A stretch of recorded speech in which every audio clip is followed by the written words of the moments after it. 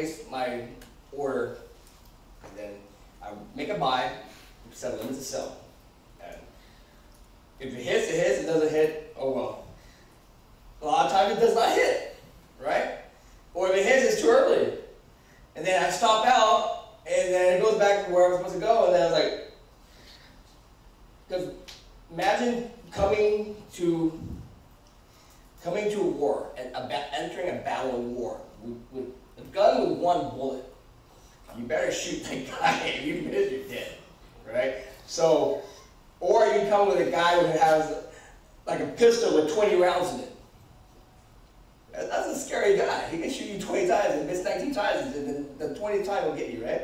And so scaling is where instead of making one trade and hoping that's the correct trade, now I'm going to scale in and scale out of the trade. So basically I am using it like a rifle to hit around an area, and it should average in.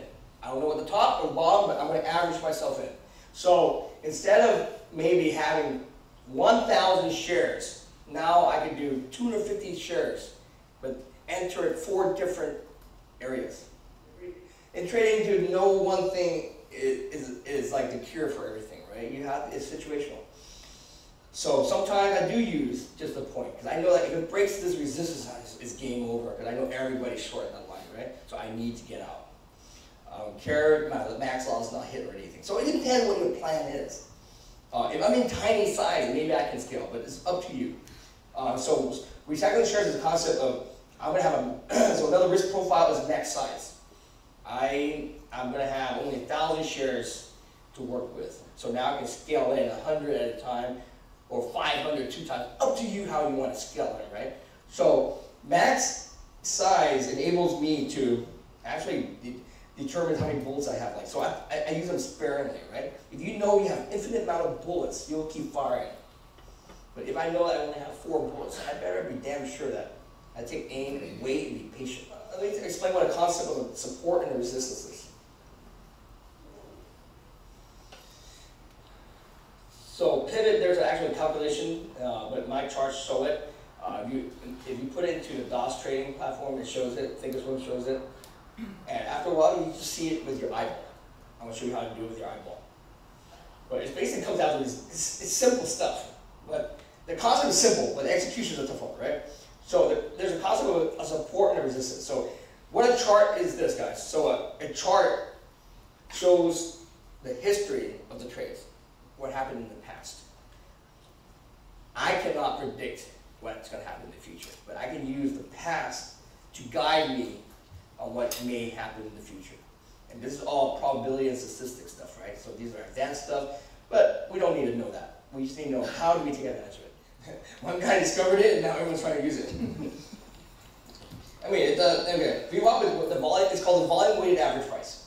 What it is it's exactly that. It's the average price that all the stocks have traded. So the theory behind VWAP is, if an average person paid $2 for the stock, anybody that, so now the stock, so VWAP is at $2. If the stock is at 150, it means people are underwater, right? It determines where the average of all of the buys are. But people don't understand. So a lot of times people use VWAP and trade around it. Everybody's underwater. I'm going to load up and short, and then what happened? You're dead. But you don't understand that, dude. VWAP is volume-weighted average price upon what time frame? You see what I'm saying? So you're using what time frame? You're using pre-market, the whole day. If I'm a fund, my time frame might have been I used a week to accumulate. So the real VWAP is not what is shown on the intraday VWAP. Does that make sense? And so this is why people get killed all the time. They don't understand that, dude, maybe there's a fund accumulating shit for a week. And now they're using VWAP. So what I use is this. I use a line.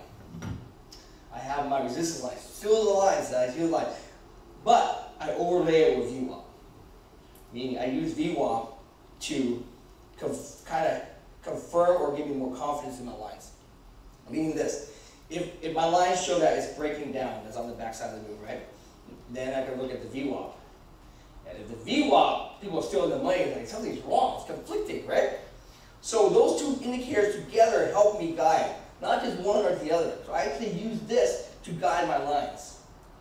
So if VWAP is at $2, the price is at $150, it shows that more people are underwater, right? But then I'm gonna look at my chart to make sure. So I always start my chart first, guys. This is how I do it. This is just me. I look at my chart first and I determine that, hey, this is the top. And I think people are underwater and it's on the backside. I use VWAP to confirm it. And remember, confirmation in the stock market is, it's never complete, right? Never 100%. So this is how I do it, guys. You can play around, you can see yourself. I use VWAP to try to confirm more of my lines than anything else. I don't look at the VWAP and just trade out the VWAP. It's just stupid in my opinion. Because you don't think the algos know this shit?